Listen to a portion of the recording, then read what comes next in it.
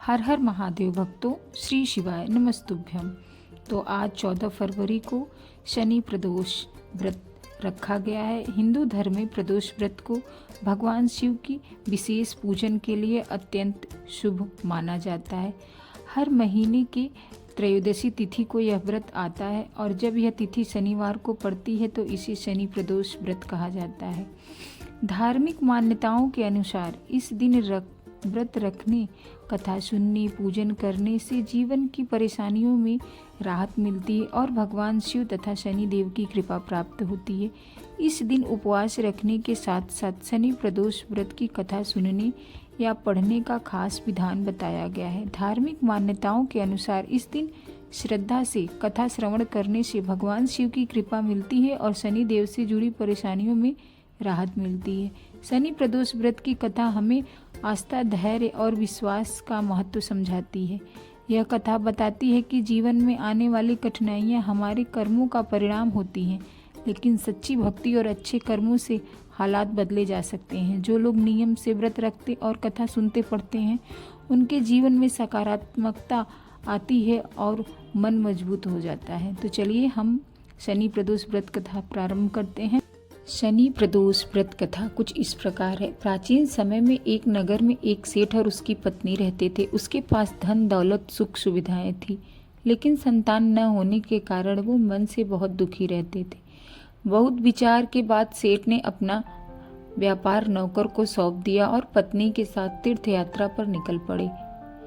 रास्ते में उन्हें एक साधु मिले जो ध्यान मग्न बैठे थे। सेठ और सेठानु साधु के पास बैठ गए और उनसे आशीर्वाद मांगने का विचार किया। साधु ने अपनी आंखें खोली और कहा कि वे उनका दुख जानते हैं। उन्होंने सेठ और सेठानी से कहा कि वे शनि प्रदोष व्रत करें, इससे उन्हें संतान सुख और सुख शांति प्राप्त होगी। साधु ने व्रत की विधि और भगवान शिव की स्तुति भी बताई।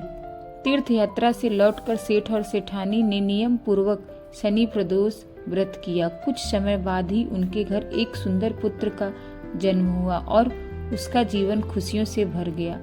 यह कथा यही संदेश देती है कि भक्ति, धैर्य और सच्चे मन से किए गए व्रत का फल निश्चित रूप से मिलता है। हमारे भोलेनाथ ऐसे हैं, जैसे जिसकी मनोकामना होती है वो उसको हमेशा पूर्ण करते हैं। तो चलिए प्रदोष काल में इनकी पूजा क्यों की जाती है, इसके विषय में हम जानते हैं। धार्मिक परंपरा में विशेष समय प्रदोष काल को भगवान शिव की पूजा के लिए बहुत शुभ माना जाता है। प्रदोष काल का वह समय होता है जब दिन समाप्त होकर रात का प्रारंभ होता है, यानी शाम का समय। इस समय भगवान शिव की आराधना करने से मन में सकारात्मकता ऊर्जा आती है और मनोबल मजबूत होता है और जीवन की बाधाएं भी कम होती हैं। विशेष रूप से शनिवार को पड़ने वाली प्रदोष पर शिव और शनि देव दोनों की पूजा आराधना का फल अधिक शुभ माना जाता है। प्रदोष काल में शिवलिंग पर जलाभिषेक, बेलपत्र, धूप, दीप, फल फूल अर्पित करना, साथ ही ओम नमः शिवाय और शनि देव के बीज मंत्र का जाप करना अत्यंत फलदायी समझा जाता है। कहा जाता है कि इससे नकारात्मकता, ग्रह प्रभाव कम होते हैं और जीवन में सुख शांति तथा समृद्धि आती है। तो इस प्रकार यह व्रत कथा समाप्त होती है।